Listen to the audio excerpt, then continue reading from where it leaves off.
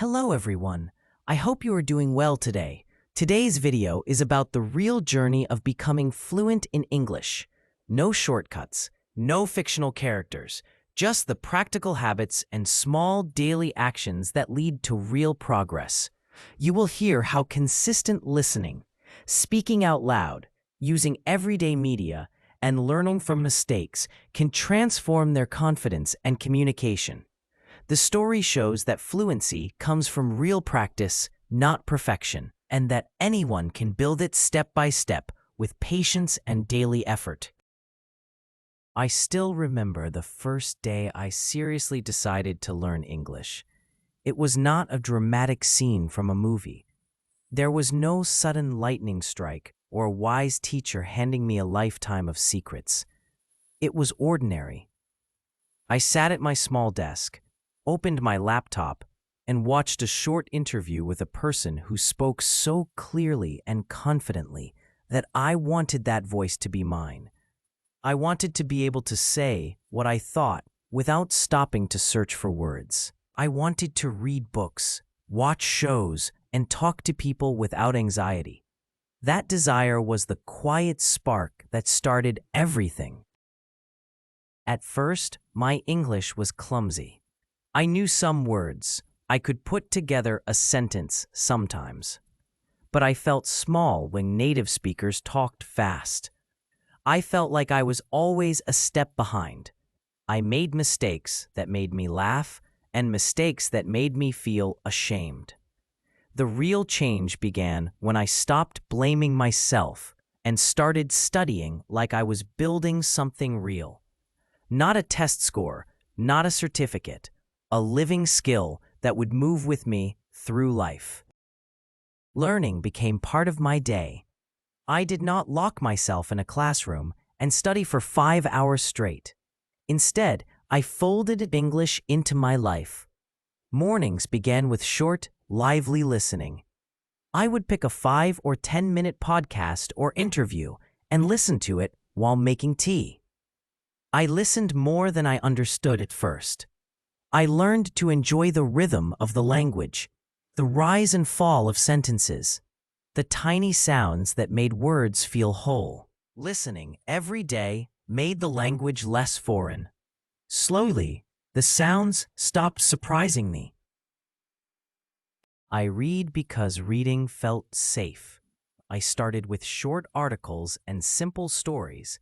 I read slowly and I read out loud. Reading out loud was the trick that changed more than any grammar rule. When I spoke the words I had just read, I could feel how sentences were built. My tongue learned new paths. I did not worry about mistakes. I repeated the same paragraph 3 or 4 times until it sounded natural. That repetition taught my mouth and my mind to move together. I used the media I loved. I did not force myself to read dry grammar books only. I watched movies and series I would have watched in my language anyway. I turned on English subtitles first, then later, no subtitles. I paused and rewound when something sounded strange. I copied small phrases into a notebook, not to memorize, but to understand how people actually used words. Language in real life is messy. People shorten words. They leave words out. They add small sounds like or you know. Those little things were invisible in grammar lessons, but everywhere in real speech. I learned to accept them. Practice was not always fun. In the beginning, I was shy. I practiced speaking to myself in the mirror. I told short stories about my day. I described objects in the room. That sounds silly, but it worked. Speaking out loud builds confidence. It makes the tongue and throat practice moving in new ways. It makes your brain get used to thinking in English for a moment. Gradually, those moments grew longer. I found people to talk to. At first, they were not teachers, just other learners and kind strangers online. We had clumsy conversations, full of pauses and laughter. We made mistakes together and corrected each other gently. Those small conversations taught me more than any book. Real talk is unpredictable. It forces you to form thoughts quickly. It teaches you to use simple words well, instead of hunting for complicated ones. Over time, I noticed I could say what I wanted without hunting. That felt like flying. One thing changed everything. I stopped translating in my head. At first, every sentence had to be built in 2 steps. I would think in my language, translate to English, and then speak. The translation slowed me down and made me lose the natural rhythm. I started training my mind to think in English for tiny moments. When I walked in the street, I named things around me in English. When I cooked, I described the steps in English. Thinking directly in English feels strange at first, but after enough small practices, it becomes natural. This shift made speaking faster and freed my mind to focus on ideas instead of words. Grammar did not disappear. It mattered, but not in the way I once thought. I learned grammar through use instead of memorizing rules first. For example, instead of studying tenses for days, I read many sentences where people used those tenses. I noticed how stories used past tense naturally, how conversations used simple present, and how future plans used will or going to. Seeing grammar in real examples made it stick. Rules became patterns rather than rigid laws. When I needed a rule, I looked it up, but I rarely let the rule stop me from trying to speak. Vocabulary grew like a garden. I did not try to plant a million new words overnight. I planted a few seeds and watered them daily. I learned words that I needed for my life first. Words for my work, for my hobbies, for my feelings. When a new word appeared 3 times in different places, I wrote it down. I used flashcards sometimes, but the key was using the words. I wrote short messages, small paragraphs, anything that used the new words. Every time I used a word, it became less strange. Pronunciation was a stubborn friend. Some sounds in English were not in my native language, and they felt foreign in my mouth. I worked on those sounds like a player practicing a hard guitar riff. I listened to a word and said it again and again. I recorded my voice and compared it to native speakers. Recording was uncomfortable at first. I hated my voice. But I learned to listen with the seriousness of an athlete reviewing video. That gave me clear places to improve. Little by little, my pronunciation changed. People stopped asking me to repeat so often. That small shift increased my confidence more than anything else. Mistakes became my teachers. I stopped treating them like failures. Every wrong sentence showed me a new piece of what I had not yet learned. I saved the most embarrassing errors because they taught me to avoid those traps. I did not try to be perfect. Perfection would have frozen me. Instead, I tried to be understandable and honest. People forgive mistakes when your message is clear and your voice is willing. There were days when learning felt impossible. Sometimes I ran into walls of frustration. I compared my progress to others and felt small. Those moments are normal. I learned to step back and do small, kind things. I would watch a simple cartoon in English, or read a short poem, or listen to a song and hum along. Those tiny pleasures brought joy back into learning. Progress rarely moves in a straight line.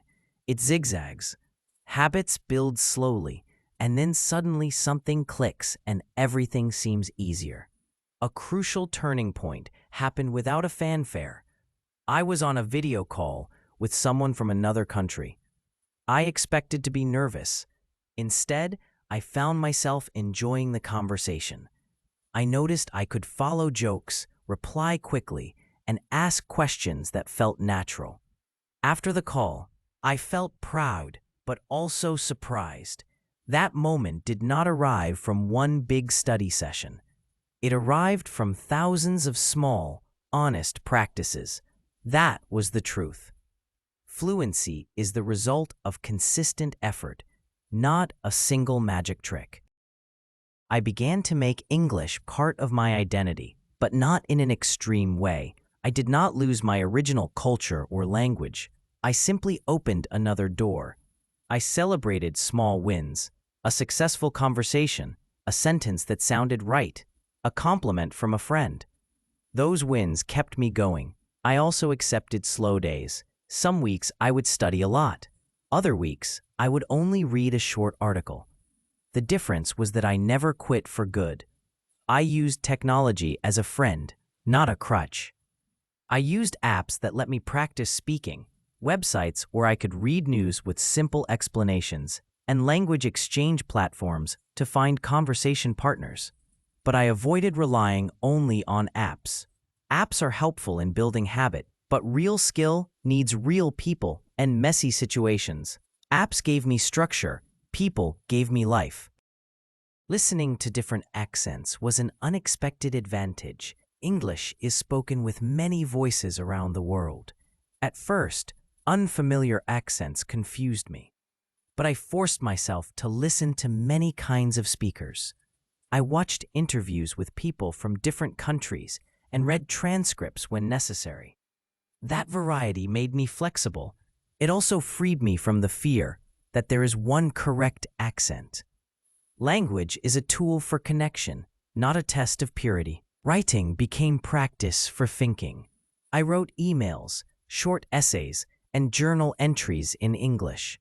Writing slowed down my thoughts so I could shape them carefully. It was a place to try new words and new sentence structures without the pressure of real-time conversation. Over time, my writing and speaking fed each other.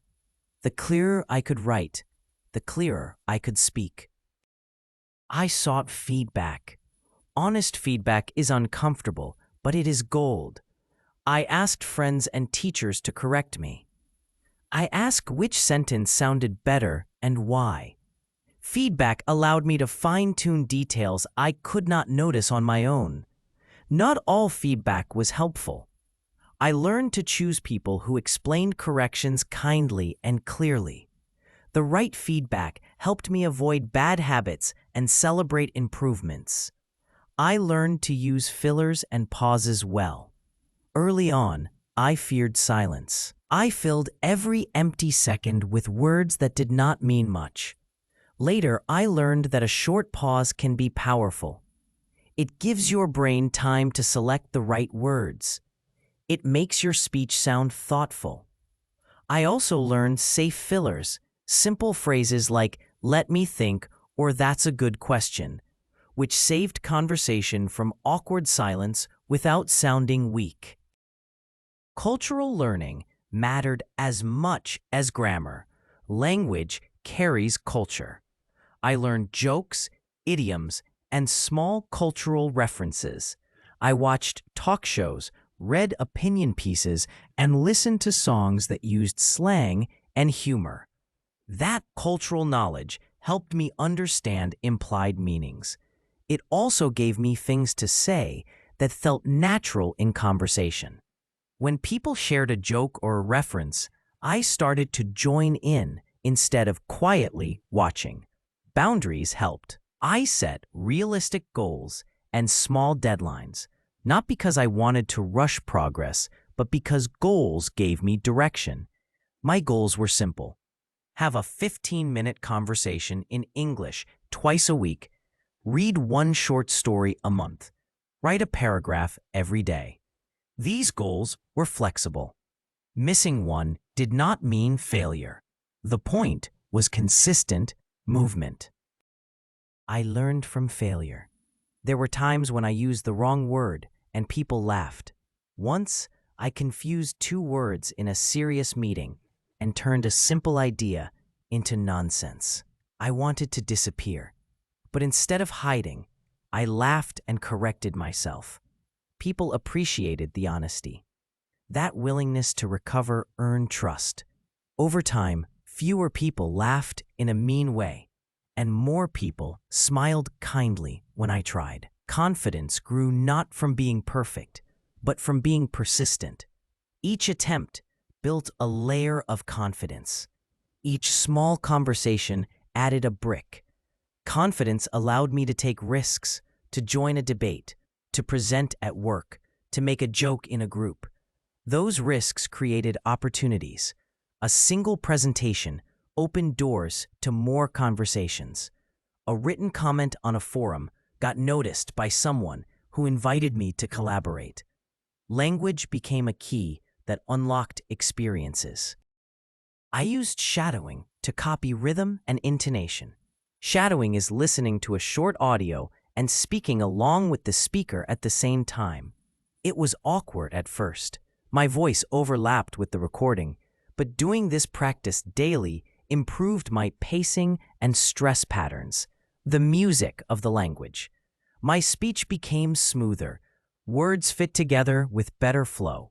That made me easier to understand and more enjoyable to listen to.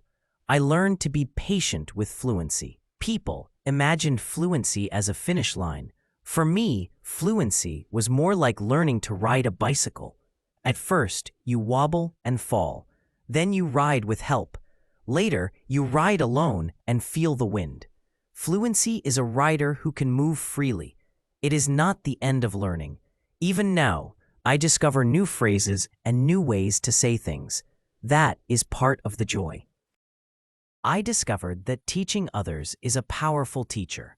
When I explained grammar to a friend or corrected a learner's sentence, I had to make the rules simple. Teaching forced me to organize my thoughts. Sometimes I discovered gaps in my knowledge when a friend asked a question I could not answer. Those moments pushed me to learn more. Teaching also built empathy.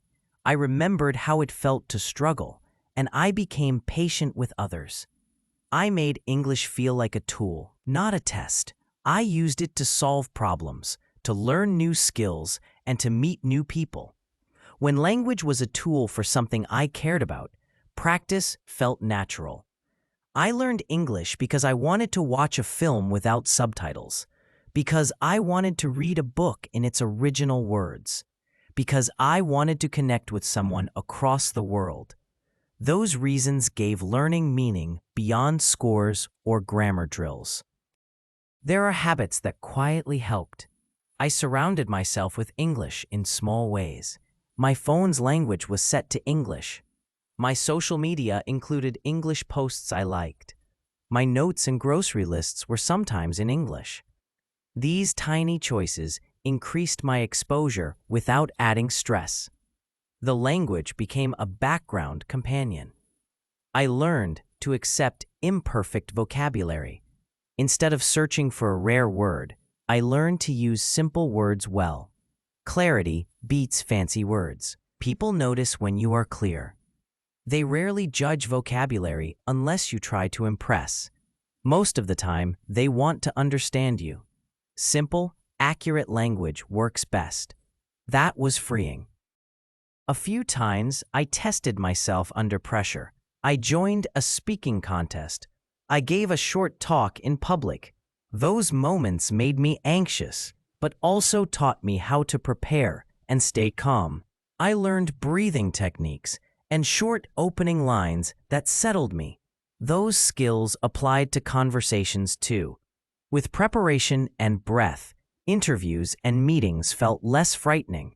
I learned to love silence and listening. In many cultures, being comfortable with silence is a sign of confidence. I practiced active listening, nodding, asking follow-up questions, and reflecting what I heard. Being a good listener made people warm to me. It gave me time to form answers and reduced the pressure to speak nonstop. Listening improved my vocabulary and my understanding of how people structure ideas.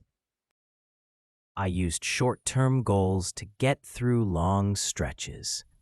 When progress felt slow, I set small challenges, like learning 10 new verbs in a week or having 3 mini conversations in a day. These small wins created momentum. Momentum turned into habit. Habit turned into comfort. Comfort turned into fluency. I kept a notebook, but it was not a dry list of words.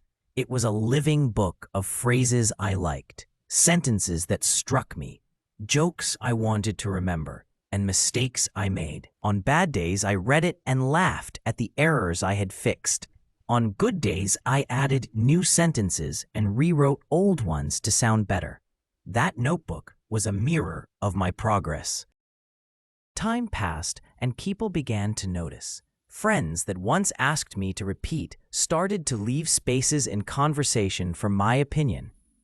My emails sounded more confident. I was chosen for tasks that required clear communication.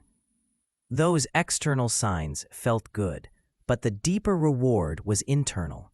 I could think clearly in English and share my thoughts with the world. Fluency did not remove my accent entirely. It did not erase my identity. Instead, it layered another way to express myself. I felt more flexible. I could switch between languages when needed. I learned to appreciate the sound of my voice in English. It was mine, different, but true. If I had to name one secret, it would be this: consistency with kindness. Show up every day in small ways and be kind to yourself when you stumble.